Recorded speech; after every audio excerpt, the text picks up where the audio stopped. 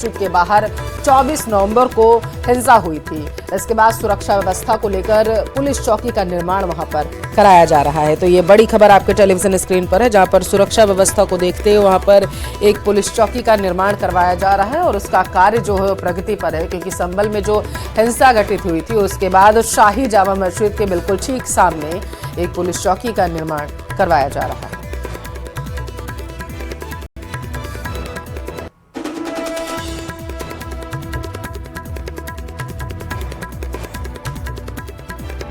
इस समय रात के 10 बजे हैं और 10 बजे के बाद यहाँ पर आपको तस्वीरें दिखाई देंगी शाही जामा मस्जिद के ठीक सामने जिस हाईटेक पुलिस चौकी का निर्माण किया जा रहा है, वहां पर 5वें दिन में छत पड़ रही है। ये बड़ी यहाँ पर कामयाबी कही जाएगी पुलिस की, क्योंकि जल्द से जल्द आसपास के लोगों को सुरक्षा देने के लिए जो पुलिस चौकी का निर्माण कराया जा रहा है, वहां पर रात को छत डाली जा रही है, जिसके लिए मजदूरों को यहाँ पर श्रमजीवी जो यहाँ पर लगाए गए हैं। आप तस्वीरों में देखेंगे लगातार युद्ध स्तर पर यहाँ पर काम चल रहा है और ये काम इसलिए क्योंकि 5वें दिन में किसी भी हाईटेक पुलिस चौकी का निर्माण होते हुए आपने पहली बार देखा होगा। और यहाँ पर हम आपको न्यूज 18 इंडिया के कैमरे पर स्पेशली दिखा रहे हैं वो एक्सक्लूसिव तस्वीरें, जहां पर रात को श्रमजीवियों को लगाया गया है और युद्ध स्तर पर पुलिस के सुरक्षा के घेरे में ये यहाँ पर निर्माण कार्य आप देख सकते हैं। पीएसी के जवान हैं, संभल पुलिस के जवान हैं, तैनाती पुलिस के जवानों की है और आसपास के लोग भी यहाँ पर नजर आ रहे हैं। लेकिन सबसे बड़ी चीज की लोगों के बीच एक कौतूहल का विषय कि ये पुलिस चौकी का निर्माण कब होगा वो अब सामने दिखाई दे रहा है। लेकिन उसके अलावा पेड़ यहाँ पर नजर आएंगे आपको। देखिए यहाँ पर कुछ बड़े ऐसे जो सौंदर्यीकरण है जिसको लेकर यहाँ पर पेड़ लगाए गए हैं। न्यूज 18 इंडिया के कैमरे पर ये पेड़ आप पहली बार देख रहे हैं, क्योंकि इस जगह पर आपने खाली मैदान देखा था, लेकिन अब यहाँ पर आपको पेड़ भी दिखाई दे रहे हैं। और पेड़ों के अलावा जो यहाँ पर छत यहाँ पर डल रही है, ठीक सामने आपको ये पहली मंजिल तैयार होते हुए दिख रही है, क्योंकि पहली मंजिल के बाद यहाँ पर दूसरी मंजिल की तैयारी होगी। मैं और अंदर की तरफ आपको दिखाऊंगा, क्योंकि हम सुबह से लगातार इसकी कवरेज कर रहे थे और 5 दिन से हम इस पुलिस चौकी जिसका नाम कर्तव्यरत पुलिस चौकी रखा जाएगा उसे हम आपको दिखा रहे थे न्यूज 18 इंडिया के कैमरे पर। और देखिए युद्ध स्तर पर इस पुलिस चौकी का निर्माण यहाँ पर किया जा रहा है।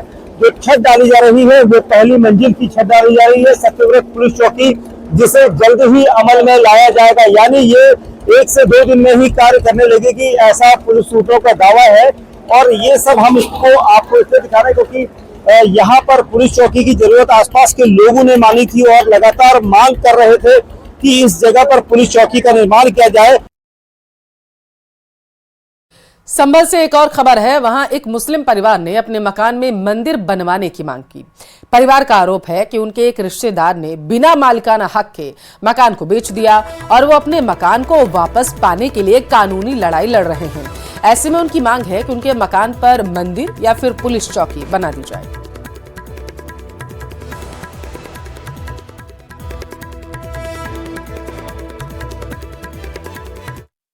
जो कुछ लोगों ने अवैध तरीके से उसमें मतलब कब्जा कर रखा है, लिहाजा मैं सरकार से प्रशासन से ये अपील करता हूं कि उनका कब्जा हटवाया जाए और मेरे परिवार की पूरी इच्छा यह है कि उसमें एक मंदिर का निर्माण करा जाए और एक पुलिस चौकी, जो पुलिस चौकी इसलिए कि उसकी मंदिर की रक्षा के लिए जो बाल विद्या के विद्यार्थी हैं और जो लोग हैं वो बहुत ज्यादा परेशान हैं। ये लोग उसमें मीट का कारोबार कर रहे हैं, जगह जगह इस तरह से मीट बेच रहे हैं कि जैसे आलू मटर की मतलब सब्जी। तो मैं ये चाहता हूँ कि ये चीज अगर हट जाए तो इसमें मतलब जो है हमारे हिंदू धर्म के भाई लोग जो माँ बहनें हैं हमारी, उनको थोड़ी राहत मिलेगी। इस वक्त की बड़ी खबर का रुख करेंगे। वर्शिप एक्ट पर सुप्रीम कोर्ट में सुनवाई आज होगी। ओवैसी की याचिका पर सुप्रीम कोर्ट में सुनवाई होनी है। वर्शिप एक्ट पर सुप्रीम कोर्ट में ओवैसी की याचिका लगाई गई थी। वर्शिप एक्ट सख्ती से लागू करने की मांग यहां पर की गई थी।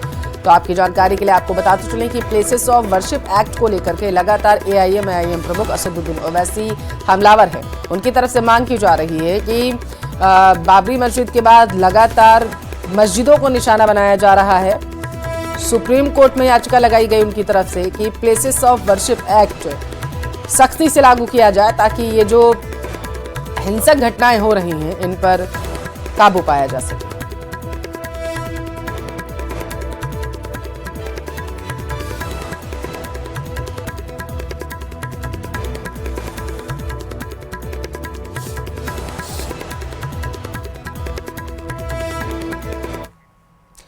संभल में बावड़ी के अंदर खुदाई रोक दी गई है। बावड़ी के अंदर कुएं से गैस निकलने के बाद एएसआई ने खुदाई को रुकवा दिया। मजदूरों की शिकायत के बाद बताया जा रहा है खुदाई को रोका गया है सैकड़ों साल से, क्योंकि ये कुआं बंद था। आशंका ये जताई जा रही है कि काफी समय तक बंद रहने की वजह से वहां पर संभवतः ऐसा हुआ होगा कि गैस बन गई है, जिसकी वजह से आशंका ये भी जताई जा रही है कि कहीं ये गैस जहरीली ना हो और एहतियात के तौर पर खुदाई को इसी वजह से रोका गया है।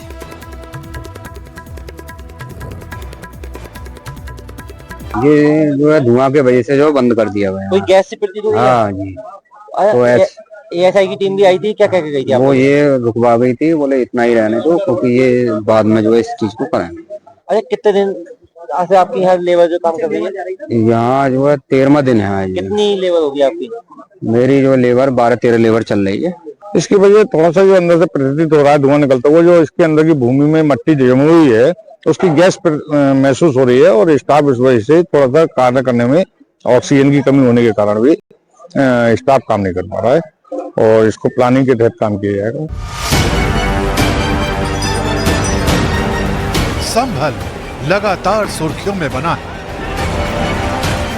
अभी तक मंदिर, मस्जिद और बावड़ी को लेकर चर्चाओं का दौर था, लेकिन अब विवादों का सेंटर पॉइंट बन गई है सत्यव्रत पुलिस चौकी। दावा किया जा रहा है कि जिस जमीन पर पुलिस चौकी का निर्माण किया जा रहा है वो जमीन वक्फ बोर्ड की है। इसी को लेकर प्रशासन के सामने दस्तावेज भी पेश किए गए थे, लेकिन उन दस्तावेजों की जांच के बाद ऐसा कोई सबूत नहीं मिला है जिससे यह तय किया जा सके कि जमीन वक्फ बोर्ड की है। सत्यव्रत पुलिस चौकी के निर्माण के क्रम में कुछ दस्तावेज कल हमें मिले। हमने उनका परीक्षण किया। वो दस्तावेज रजिस्टर्ड भी नहीं है और उन दस्तावेजों की जब जांच की गई तो इसमें किसी प्रकार का कोई रकबा, कोई चौहद्दी, उसका वर्णन नहीं है। तो जो प्राइमरीली है उन दस्तावेजों के आधार पे कुछ कहा नहीं जा सकता है और हमने कहा भी है यदि आपके पास और भी कोई दस्तावेज है तो आप लेके आएं, हम नियमानुसार कार्रवाई करेंगे। बताया जा रहा है कि इस सिलसिले में हिंदू पक्ष की ओर से भी आवेदन आया है, जबकि मुस्लिम पक्ष की तरफ से दस्तावेज पेश किए गए। प्रशासन का कहना है कि पुलिस चौकी की जमीन से जुड़े विवाद को लेकर किसी भी तरह की पड़ताल के लिए प्रशासन तैयार है। हिंदू पक्ष की ओर से भी एक आवेदन आया है और दूसरे पक्ष की ओर से कोई आवेदन तो नहीं आया, किंतु दस्तावेज आए थे। तो उनका जो परीक्षण किया गया, उनके सत्यापन में ऐसा कुछ मिला नहीं और न ही उनका कोई टाइटल उसमें बन रहा था। हमने 2 लोगों की टीम बनाई है और दोनों की टीम मिल करके जांच कर रही है और जो भी रिपोर्ट आएगी उसके बारे में आपको अवगत करवाएंगे। इस मामले में विवाद तब और बढ़ गया जब AIMIM के चीफ असदुद्दीन ओवैसी ने इस सिलसिले में एक ट्वीट करके मामले को हवा दे दी। संभल की मस्जिद के सामने, संभल की मस्जिद आसार कदीमा का प्रोटेक्टेड मॉन्यूमेंट है। प्रोटेक्टेड मॉन्यूमेंट का कानून यह है कि उसके 100 मीटर के अतराफ में कोई तामीरी नहीं हो सकता। यह पार्लियामेंट का कानून है। मगर यह कौन सी संभल की पुलिस है जो आसार कदीमा के प्रोटेक्टेड मस्जिद के 100 मीटर नहीं बल्कि उसके 5 फीट के फासले पर आउटपोस्ट बना रहे हैं और वो आउटपोस्ट वक्फ की जमीन में बना रहे हैं। मुरादाबाद के 39A में वो वक्फ का दर्ज है, सुन्नी वक्फ बोर्ड में दर्ज है, वहां पर संभल की पुलिस बना। हमारे पास ऐसा कोई भी तथ्य या प्रमाण नहीं है। यदि कोई भी लेके आता है तो हम उसका परीक्षण करेंगे और नियमानुसार कार्रवाई करेंगे। विवादों की इस तपिश के बीच संगीनों के साए में तेजी से पुलिस चौकी का निर्माण किया जा रहा है। संभल की सुरक्षा से जुड़ी ये तैयारियां ऐसे वक्त में हो रही हैं जब 24 नवंबर 2024 को शहर एक ऐसी हिंसा का गवाह बन चुका है जिसने इतिहास के जख्मों को फिर से हरा कर दिया था। दुनिया की सबसे बड़ी त्रासदी के लिए जिम्मेदार जहरीले रसायनों वाले कचरे को आखिरकार 40 साल बाद भोपाल शहर से बाहर कर दिया गया। यह कचरा भोपाल से पीथमपुर भेजा गया, जहां इसको नष्ट किया जाएगा। यह कचरा उसी यूनियन कार्बाइड फैक्ट्री परिसर में रखा हुआ था, जहां से लीक हुई जहरीली गैस ने 10,000 लोगों से उनकी जिंदगी छीन ली थी। यूनियन कार्बाइड में 40 साल से दफन ये जहरीला कचरा जो है यहाँ से ले जाने की प्रोसेसिंग शुरू कर दी गई है और इस कचरे को भोपाल से निकालकर ग्रीन कॉरिडोर के जरिए लगभग 250 किलोमीटर की दूरी तय करके इसे पीथमपुर धार में ले जाया जाएगा, जहाँ इस कचरे का निष्पादन किया जाएगा। 337 टन ये कचरा बताया जा रहा है। इसमें से पहले चरण में 37 टन कचरे को जलाने की कार्यवाही वहाँ की जाएगी और इस कचरे को 12 बड़े बड़े कंटेनर में पैक किया गया है और ये स्टील प्लेटेड कंटेनर हैं, जिनसे बाहर किसी तरह का प्रदूषण फैलने का कोई खतरा नहीं है। पुलिस ने इसके लिए विशेष तौर पर जो है ग्रीन कॉरिडोर बनाया है, जिनके जरिए इस कचरे को जो है पीथमपुर तक ले जाया जाएगा। 250 किलोमीटर की दूरी तय की जाएगी और लगभग 5 से 6 घंटे में ये कंटेनर जो है वो पीथमपुर पहुंच जाएंगे। हालांकि पीथमपुर में भी कचरा जलाए जाने का विरोध हो रहा है, वहाँ के लोगों ने इसका काफ़ी विरोध किया है।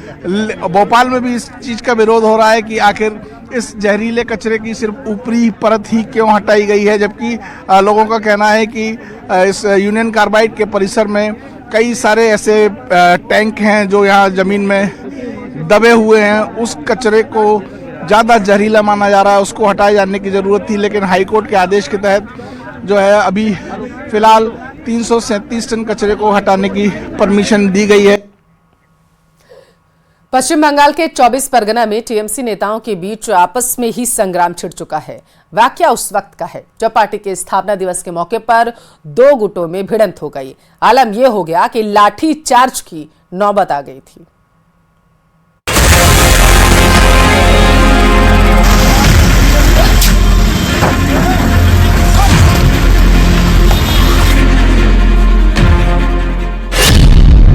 स्थापना दिवस पर भिड़े टीएमसी नेता।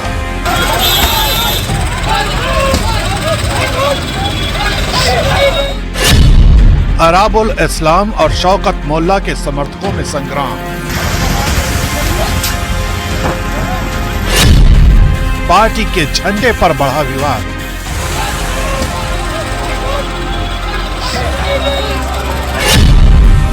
पुलिस को करना पड़ा लाठीचार्ज।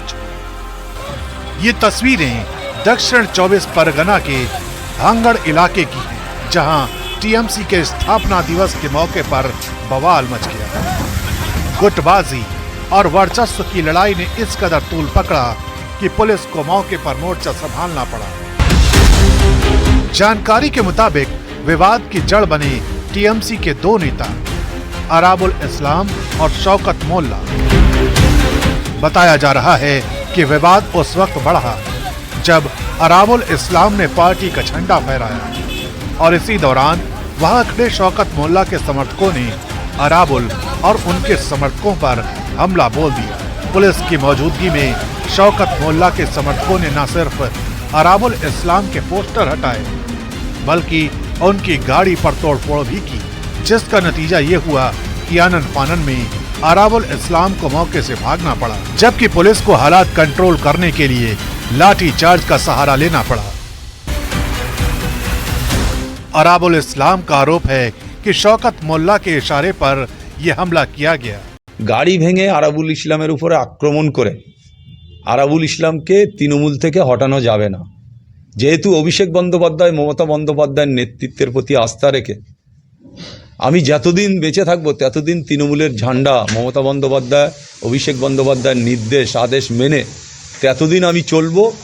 যারাই গাড়ি ভাঙুক আর আমার উপরে আক্রমণ করুক, এটা পরিকল্পনা করেছে। যাচ্ছে কে কোথায় কি করছে এটা আমাদের খুব বেশি জানা নেই। আপনাদের কাছে যখন শুনলাম আমি একটু খোঁজ নিয়ে দেখব। আরাবুল ইসলাম তো আপনাদেরই দলেরই একজন। কে আরাবুল ইসলাম আমাদের দলের কোনো জায়গায় নেই। মমতা বন্দ্যোপাধ্যায় আমাদের প্রিয় দিদি এবং আমাদের সর্বভারতীয় সাধারণ সম্পাদক অভিষেক বন্দ্যোপাধ্যায়। टीएमसी में हुई इस भिड़ंत पर मंत्री फिरदास हकीम का भी रिएक्शन आया है। उन्होंने पार्टी कार्यकर्ताओं को इसके लिए नसीहत जारी की है। সুতরাং আমি বলবো না যে তৃণমূল কংগ্রেস যারা করছে তারা গঙ্গা জলে চান করে এসছে। মাথা গরম মানুষ আছে, তাদেরও বোঝাতে হবে। আবার নিশ্চিতভাবে অসৎ মানুষ আছে, তাদের থেকে সতর্ক থাকতে হবে। এবং আমাদের নেতৃত্ব সেদিন সন্দেশখালীতে বললেন, टीएमसी में छिड़े इस संग्राम ने पार्टी की अनुशासन की नीतियों पर एक बार फिर सवाल खड़े कर दिए हैं। वो भी तब जब विपक्ष की तरफ से टीएमसी नेताओं और कार्यकर्ताओं को लेकर सवाल किए जाते रहे।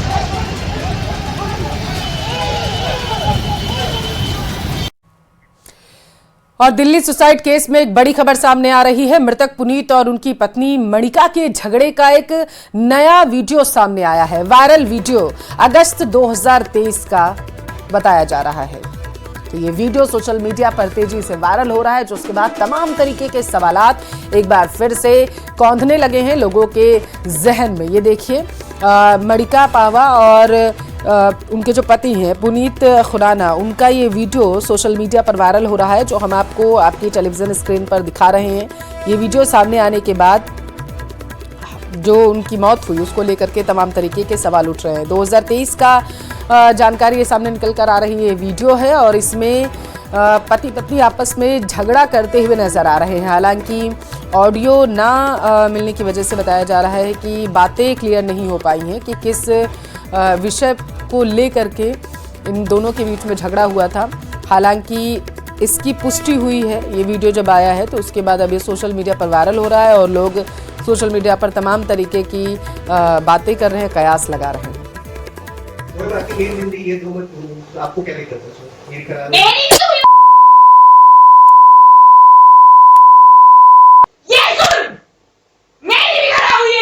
है? आपको क्या दिक्कत? तुम्हें नहीं करना, जवाब दे देना। तो तेरे घर के सबके नंबर है, हाँ, सबको लेकर आऊंगी और ढिंडोरा पीट के आऊंगी तेरी गली के अंदर। बिल्कुल एनी डे। ओवर कॉन्फिडेंस है, रोइयो फिर फोन पे। कोई बात नहीं। तो ये 2023 का वीडियो है जो अभी आपने ऑडियो के जरिए सुना कि दोनों के बीच में, मणिका और पुनीत के बीच में क्या बातचीत आखिर हो रही थी। हालांकि पुलिस मामले की जांच कर रही है वीडियो की। दिल्ली में पुनीत खुराना सुसाइड केस में आज पुनीत के शव का पोस्टमार्टम किया जा सकता है। पुलिस सूत्रों की माने तो पोस्टमार्टम के बाद ही पुनीत का शव उनके परिजनों को दिया जाएगा, और इससे पहले पुलिस ने मृतक पुनीत खुराना की पत्नी मणिका से पूछताछ भी की। पूछताछ के बाद पुलिस ने मणिका को घर जाने की इजाजत दी थी। मृतक की पत्नी मणिका पाहवा के पिता से भी मॉडल टाउन थाने में पुलिस ने पूछताछ की।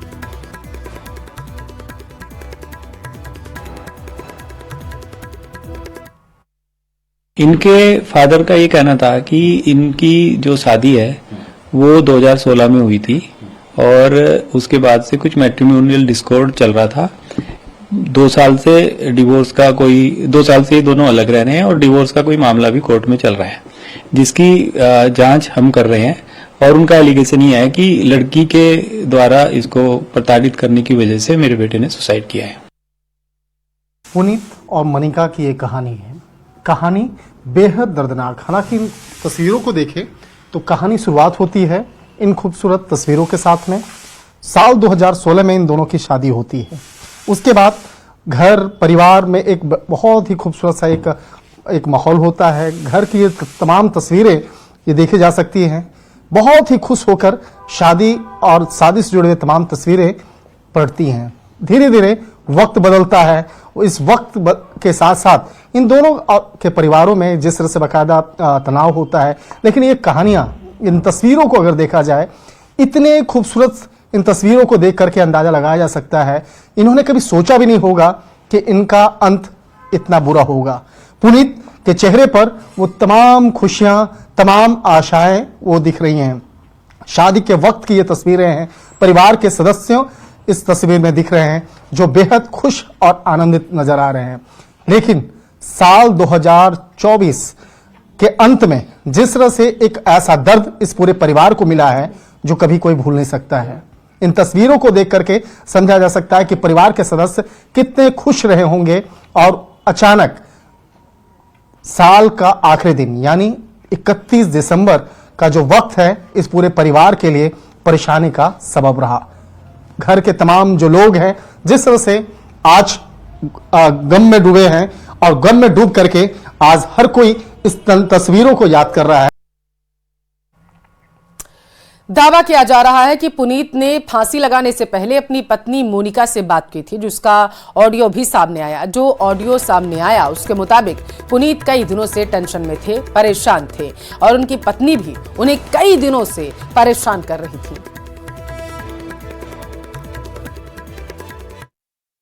But you are not important to me now. You want divorce or not? You want divorce? I do want divorce. I guess तेरी शक्ल नहीं देखना चाहती, खींच के चाटना पड़ेगा सामने अगर आएगा तो, ठीक है? कोई बात नहीं। हाँ, हाँ बिल्कुल, फिर तू डिजर्व करता है। जब कोर्ट में मिले तो कर लेते ना ये सब। तेरी शक्ल तो तेरे में इतनी लियाकत थी कि तेरे आंखें भी मिला सकता था तू मुझसे, तेरे में इतनी हिम्मत ही नहीं थी। चाटा मारने के लिए आंखें मिलाने की जरूरत नहीं। तेरा उस टाइम मन नहीं था हाथ गंदा करने का। क्या उस टाइम मन नहीं था हाथ गंदा करने का, शरीर बहुत गंदा करना। नहीं, अगली बार कोर्ट में कर लेना, कोई बात नहीं। कोर्ट में क्या, कल आती हूँ तेरे घर, बोल। नए साल की पहली तारीख को उत्तर प्रदेश की राजधानी लखनऊ से दिल को दहला देने वाली खबर सामने आई। यहां एक होटल में सामूहिक हत्याकांड को अंजाम दिया गया। आरोप है कि पिता और पुत्र ने मिलकर घर के ही 5 सदस्यों को मौत के घाट उतार दिया।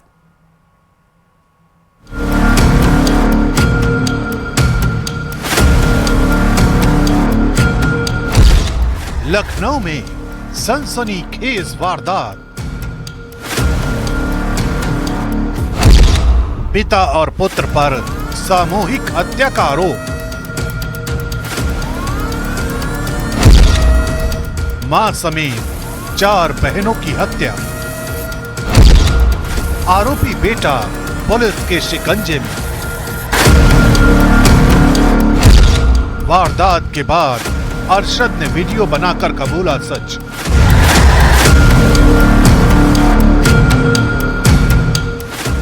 नए साल की पहली सुबह उत्तर प्रदेश की राजधानी लखनऊ से ऐसी खबर आई जिसने हर किसी को सन्न कर दिया।